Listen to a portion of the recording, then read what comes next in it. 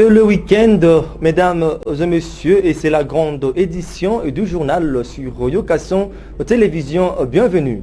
Ouvrons cette édition avec cette nouvelle qui vient d'étomber. L'Assemblée nationale a entériné le rapport de la commission paritaire chargée d'examiner les dossiers individuels des candidats sur les animateurs de la CENI, et c'est sans surprise, Denis Kadima est le nouveau dirigeant de la commission électorale nationale indépendante. Vous aurez bien les détails dans nos prochaines éditions. Et au cours de la 24e réunion du Conseil de ministres de ce vendredi, tenue par visioconférence, le chef de l'État a instruit au VPM de l'environnement et développement durable, Eve Bazaïba, à faire un état des lieux techniques et financiers sur toutes les concessions forestières de la RDC, et tout en attendant les résultats de l'audit, et faire un rapport au gouvernement au prochain Conseil de ministres. L'extrait de ce Conseil de ministres nous fait par le ministre de Communication, Médias et porte-parole du gouvernement, Patrick Mouyaya. Suivez.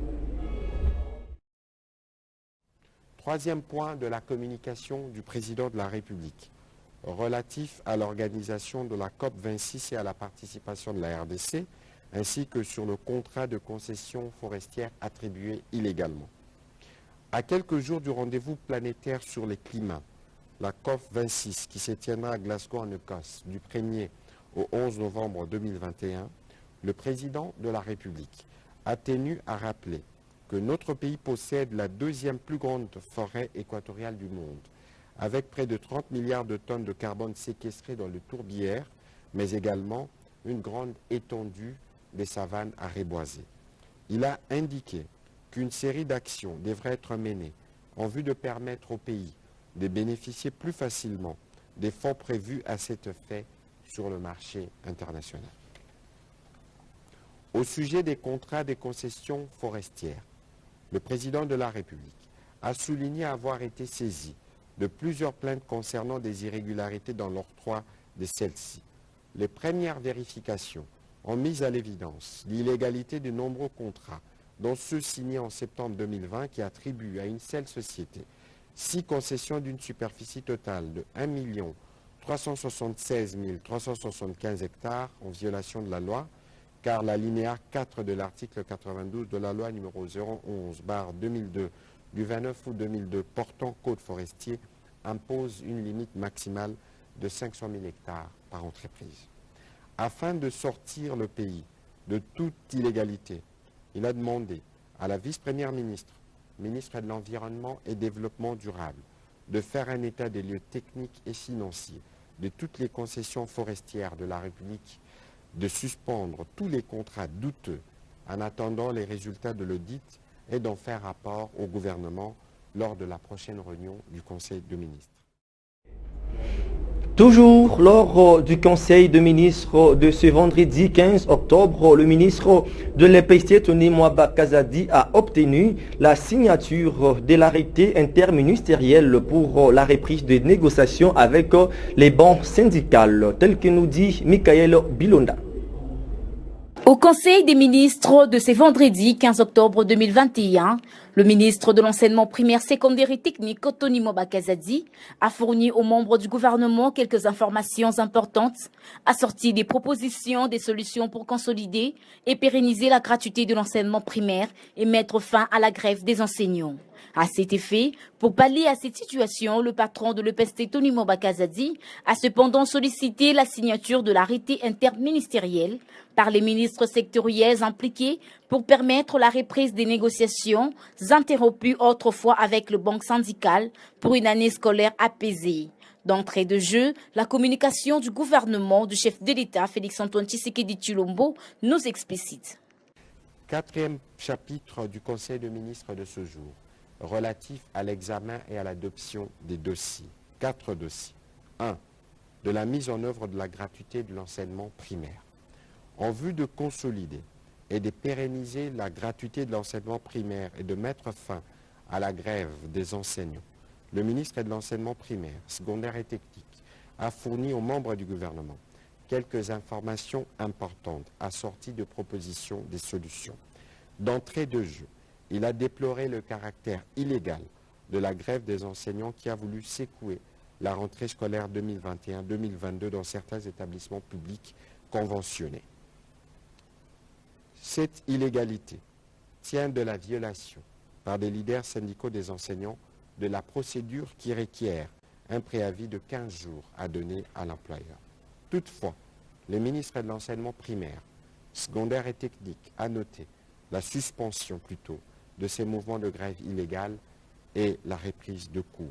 Il a sollicité la signature de l'arrêté interministériel par les ministres sectoriels impliqués pour permettre la reprise des négociations, interrompues autrefois avec les bancs syndicales, pour obtenir une année scolaire totalement apaisée. Après débat et délibération, le Conseil a adopté ces dossiers. Et le chef du gouvernement, Jean-Michel Sama Lukonde, a clôturé les travaux de la 3e Assemblée générale annuelle de l'Organisation des coopérations des chefs des polices de l'Afrique de l'Est, nous dit Alexandre Ansona. Suivez.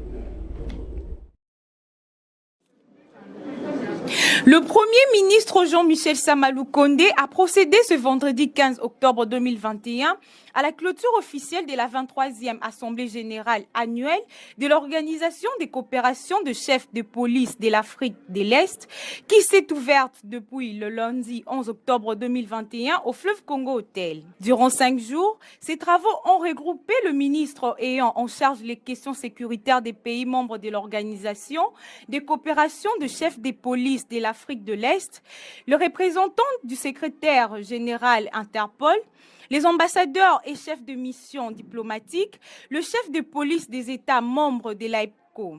Tous ces participants ont tablé sur des questions liées à la lutte contre la criminalité transnationale, transfrontalière et le terrorisme qui constitue aujourd'hui un grand flot pour le pays membre de cette organisation sous-régionale.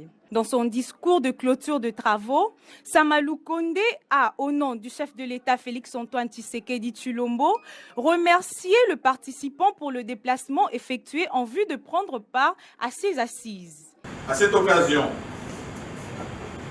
permettez-moi, au nom de son Excellence Monsieur le Président de la République, chef de l'État, de vous remercier, messieurs les participants, de vous être personnellement déplacés pour Kinshasa, capitale de la République démocratique du Congo, pour la tenue de cette assemblée. Votre présence démontre la grandeur de votre esprit, de responsabilité face au combat qui est le nôtre contre la criminalité transnationale, transfrontalière et le terrorisme. Je vous félicite tous pour les travaux que vous avez réalisés ici à Kinshasa. Et je suis certain que toutes les recommandations contenues dans le rapport final trouveront un écho favorable auprès de nos gouvernements respectifs. Sur ce, je déclare close la 23e Assemblée générale de l'Organisation des coopérations des chefs de police de l'Afrique de l'Est et je vous remercie. Le premier des Warriors a saisi cette opportunité pour féliciter le vice-premier ministre Daniel Asselo qui a pris la tête de l'organisation. Je profite aussi de cette occasion pour féliciter Monsieur le vice-premier ministre, ministre de l'Intérieur, Sécurité, Décentralisation et Affaires coutumières de la République démocratique du Congo, pour son accession à la présidence de l'Organisation des ministres et coopération des chefs de police de l'Afrique de l'Est. Mes très sincères félicitations. Et conformément à la disposition de l'article 100 de ce règlement intérieur, la rentrée judiciaire, la Cour constitutionnelle a eu lieu ce jeudi, samedi, allais-je dire, 16 octobre 2021, au Palais du Peuple, présidé par son président Dieudonné Kalouba, en présence du chef du gouvernement Jean-Michel Sama Lukonde, nous dit Onur Ilunga. Placé sous les thèmes les grandes tendances jurisprudentielles de la Cour constitutionnelle de la République démocratique du Congo, la cérémonie de l'entrée judiciaire de la Cour constitutionnelle s'est déroulée ce mercredi 16 octobre 2021 au Palais du Peuple en présence du Premier ministre Samalou Kondé. Dans son discours doctrinal, Dieudonné Kalouba, président de la Cour constitutionnelle, justifie ces thèmes par la nécessité de mettre en évidence les grandes orientations prises par cette instance dans chaque matière relevant de sa compétence, permettant ainsi à l'opinion publique de comprendre l'instruction globale de son activité déterminée par sa saisine. Mais aussi, le bilan en rapport avec les dernières élections était également abordé. Il s'est dénoté que la Cour constitutionnelle de la République démocratique du Congo est l'unique juridiction constitutionnelle congolaise instituée par l'article 157 de la Constitution congolaise du 18 février 2006. Elle est actuellement composée de 9 membres. Encore le chef du gouvernement, Jean-Michel Sama Lukonde, qui appelle les collaborateurs des ministres et autres membres des institutions du pays au strict respect du code de la route. Le détail, c'est dans ces communiqués que nous lit Michael Bilonda. Note de service numéro /CAB /PM/DIRCAB /PGN /2021 /004. À l'attention des directeurs de cabinet adjoints, des conseillers principaux et du personnel d'appoint du cabinet du Premier ministre, ainsi que du personnel administratif du secrétariat général, près le Premier ministre et de services rattachés à la primature. Mesdames, Messieurs, d'ordre de son Excellence, Monsieur le Premier ministre, chef du gouvernement, je rappelle à votre meilleure attention que conformément à l'instruction formelle de son Excellence, Monsieur le Président de la République, chef de l'État, donnée au cours de la réunion du Conseil de ministres du vendredi 8 octobre 2021, tout conducteur, conductrice d'un véhicule automoteur sur les voies publiques immatriculé au nom de la primature ou non, qui appartient au cabinet de son Excellence, Monsieur le Premier ministre, au secrétariat général, près le Premier ministre ainsi qu'aux services rattachés à la primature, est tenu au respect strict des règles de code de la route et doit se soumettre spontanément aux injonctions de la police de circulation routière. Toute contravention aux règles du dit code ainsi que toute attitude désinvolte à l'égard de l'autorité publique et ou des forces de l'ordre commises à la régulation de la circulation routière seront pénalement punis comme de droit, et ce sans préjudice de toute sanction disciplinaire à l'encontre des contrevenants. La présente ne souffre aucune exception, fait à Kinshasa le 15 octobre 2021. Paul Gaspard Ngondankoy Nkoy Longia. CI, son Excellence, Monsieur le Premier ministre, chef du gouvernement, le secrétaire général à la primature, tous les responsables de services rattachés.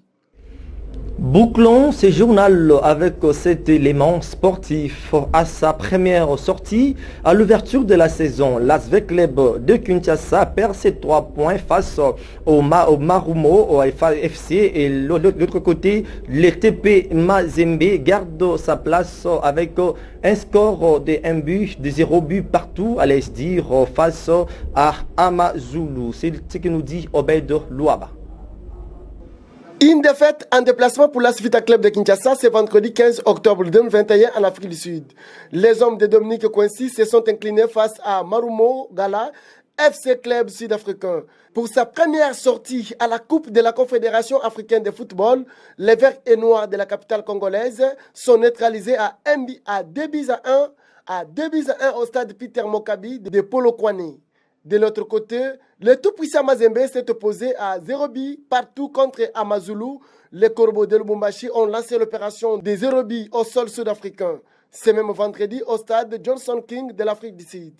Retenons que le tout-puissant Mazembe passe en vitesse pour sa première sortie en match de la Ligue des Champions. Les hommes de Franck Dumas recevront les Sud-Africains après une semaine à Lubumbashi. C'est la fin de cette grande édition du journal, mesdames et messieurs. Merci à vous de nous avoir suivis. Restez branchés sur Yokason Télévision car le programme reste en continu. Restez nos fidèles car nous sommes toujours ensemble pour vous servir. Restez connectés. Au revoir.